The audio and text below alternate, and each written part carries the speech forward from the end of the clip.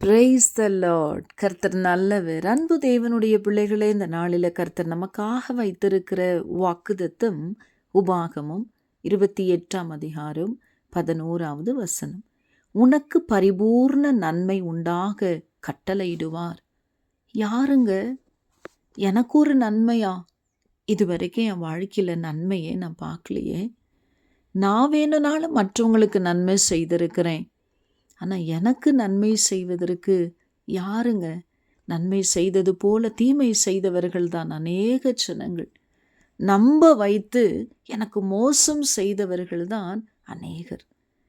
நம்பிக்கையாக நடக்கிறது போல என்னோடு கூட இருந்து எனக்கு பள்ளம் வெட்டினவங்க தாங்க நிறைய பேர். எனக்கு ஒரு நன்மையா? இதுவரைக்கும் எனக்கு நன்மை யாரும் செய்யலை. இதுக்கு மேலே யாரும் எனக்கு நன்மை செய்ய போகிறதும் இல்லை. எனக்கு ஒரு நன்மையே வாழ்க்கையில் நடக்காது என்கிற ஒரு விரக்தி உள்ள பிள்ளைகளாக என் அன்பு தேவ பிள்ளையே, இந்த கால வெளியில் மனம் உடைக்கப்பட்டு எல்லாரும் எனக்கு தீமையை தான் செய்தாங்க, நன்மையாகிலும் கர்த்தர் எனக்கு செய்வார்னு நான் காத்திருந்து ஜெபிச்சுட்டு இருக்கிறேன். அவர் கூட எனக்கு நன்மை செய்யலையேன்னு மனம் உடைஞ்சு போயிருக்கிறீங்களா? சில நேரங்கள் ஆண்டவர் சில காரியங்களை உடனே அப்பொழுதே சடுதியிலே ஆண்டவர் நமக்கு மறு உத்தரவை செய்து அற்புதங்களையும் அடையாளங்களையும் நடப்பிக்கிற தேவன். சில காரியங்கள் இன்னைக்கு தாமதத்தோடு இருக்கிறதுனால உடைஞ்சு போயிருக்கீங்க பார்த்தீங்களா? அந்த காரியம் உங்கள் வாழ்க்கையில் தாமதிக்குதுன்னா ஆண்டவர் பலத்த பெரிய காரியத்தை அடையாளமான சாட்சியாக உங்களை நிறுத்தும்படி ஆண்டவர் நன்மையை உங்களுக்கு கொடுக்க போகிறாருன்னு தாங்க அர்த்தம். தேவனுடைய பிள்ளையே, உங்களுக்கு குறைவானதோ அளவானதோ இல்லை, பரிபூரண நன்மை உண்டாக அவர் கட்டளையிடுகிற நல்ல தேவனாக இருக்கிறார். எங்கிருந்து வரும் நன்மை? யார் இந்த நன்மையை செய்வாங்க? நிச்சயமாக தெரியாது. ஆனால் பரத்திலிருந்து ஒரு நன்மை உங்களுக்கு கடந்து வருகிறது இந்த காலவழியில். அது தீமையெல்லாம் விளக்கி நன்மையை மாத்திரமே உங்களுக்கு செய்கிறதா இருக்கும். ஒரு விதவை உண்டு. தன்னுடைய கணவன் மரித்து போனான். உதவியற்ற ஒரு நிலைமை, அதிகமான கடன் பிரச்சனைங்க. இருக்கிறது 2 பிள்ளைங்க. அந்த 2 பிள்ளைங்களையும் கடன் கொடுத்தவங்க வந்து கேட்குறாங்க, உன் பிள்ளைங்களை உன்னால் பணம் கட்டி இந்த கடனை தீர்க்க முடியலன்னா உங்கள் பிள்ளைங்களை அடிமையாக வேலைக்கு அனுப்பு, உன் பிள்ளைங்க வேலை செய்யட்டும், அந்த கடனை நாங்கள் தீர்த்துக்கிறோன்னு சொல்கிறாங்க. தாயிங்க முடியுமா? ஒரு தாயால் முடியாதுல்ல. தன்னுடைய பிள்ளைங்க போய் அடிமையாக தன் பிள்ளைங்க போய் அந்த இடத்துல வேலை செய்யணும் அப்படின்னா அந்த தாய்க்கு தாங்கவே முடியாது. ஏன்னா அவங்க அவ்வளவு பலசாலிகள் அல்ல, சிறு பிள்ளைங்க. என்ன செய்யணும்னு தெரியல.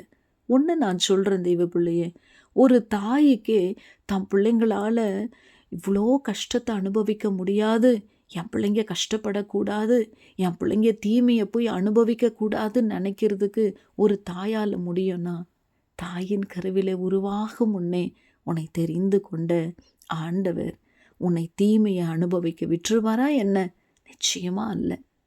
தேவ மனுஷன் வந்த பிறகு ஓடி சொல்கிறான், அவளுக்கு என்ன செய்யணும்னு தெரியல. ஏன்னா அவளை சுற்றி இருந்த ஜனங்களோ, அவளுடைய நண்பர்களோ, உறவினர்களோ, உடன்பிறப்புகளோ, அல்லது அவங்களுடைய ஜனத்தாரோ, இனத்தாரோ, ஜாதியாரோ, அந்த இடத்துல வசித்தவங்களோ அவளுக்கு உதவி செய்கிறதுக்கு யாருமே முன்ன வரல. ஆனால் ஒரு தெய்வ மனுஷன் வருகிறார் என்று அறிந்ததும் விரைஞ்சு ஓடி போய் சொல்கிறான், என் கணவன் இல்லை, என் கணவன் மரிச்சு போயிட்டார், என் பிள்ளைங்களை அடிமையாக வேலைக்கு கூப்பிடுறாங்க, எனக்கு என்ன செய்யணும்னு தெரியலை. தெய்வ பிள்ளையே, உங்களுக்கு என்ன செய்யணும்னு தெரியலையா? உன் ஆண்டவர்கிட்ட கேளுங்க. இல்லைனா உங்களுடைய மெய்ப்பனாகிய ஊழியக்காரர்கிட்ட கேளுங்க. ஆண்டவர் உங்களுக்கு ஒரு நல்ல ஆலோசனையை கொடுப்பார். அந்த ஊழியக்கார மனுஷன் சொல்கிறார், உங்கள்கிட்ட என்னமா இருக்குது?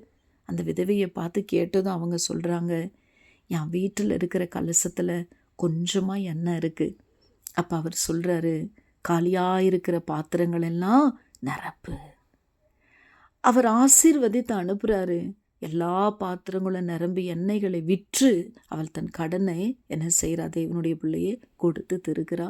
தன் பிள்ளைகளோடு அவள் மகிழ்ச்சியாக இருக்கிறாள். அவளுக்கு தெரியாது எந்த விதத்தில் நன்மை நடக்கும்னு. ஆனால் ஒன்று மட்டும் அவளுக்கு தெரிஞ்சது, நம்ம போய் தெய்வ மனுஷங்கிட்ட கேட்டால் நமக்கு ஒரு விடுதலை வரும், நமக்கு ஒரு மாறுதல் வரும். ஏன்னா யாருமே நன்மை செய்யலை. ஆனால் தெய்வ மனுஷன் நிமித்தமாய் தெய்வ நன்மையை செய்ய அவர் சித்தமுள்ளவராக இருந்தார். அவர் நன்மையை கட்டளையிட்டார். அதுதான் அங்கே ஹைலைட்டே. அவர் நன்மையை கட்டளையிட்டார். இந்த கால வழியில் தீமைகளையே பார்த்து தீமைகளையே அனுபவித்து தீமையான சூழ்நிலைகளிலே கடந்து வந்து கொண்டிருக்கிற என் அன்பு தேவனுடைய பிள்ளையே, உன் தீமைகளை ஆண்டவர் இந்த கால வழியில் நன்மையாய் மாற்றுவார். கர்த்தரை தேடுகிறவர்களுக்கோ ஒரு நன்மையும் குறைவு படாது. உங்களுடைய குறைவை இந்த கால வழியில் அப்பாவுக்கு தெரியப்படுத்திடுங்க. அவருக்கு சொல்லிடுங்க. அவர் உங்களுக்கு பரிபூர்ண நன்மையை இன்னைக்கு கட்டளையிட்டு தருவார். உங்களுடைய வேலை காரியத்தில், உங்கள் பிஸ்னஸ் காரியத்தில், உங்கள் குடும்ப காரியத்தில் நீங்கள் தேவனுடைய பிள்ளையே, நீங்கள் எந்த ரிசல்ட்டுக்காக வெயிட் பண்ணிகிட்ருக்கிறீங்களோ அந்த காரியத்தில் ஆண்டவர் எல்லா எதிர்பார்ப்புகளிலும் உங்களுக்கு பரிபூர்ண நன்மையை தான் இன்றைக்கி கட்டளையிட போகிறார். இன்றைக்கி ஆண்டவர் கட்டளை இட்டுட்டார். இன்றைக்கி பரிபூர்ண நன்மையை நீங்கள் சுதந்தரிக்க போகிறீங்க. ஆமேன் ஆமேன் சொல்லி ரிசீவ் பண்ணுங்க. கர்த்தர் உங்களுக்கு நன்மையை கட்டளையிடுவார். May God bless you all.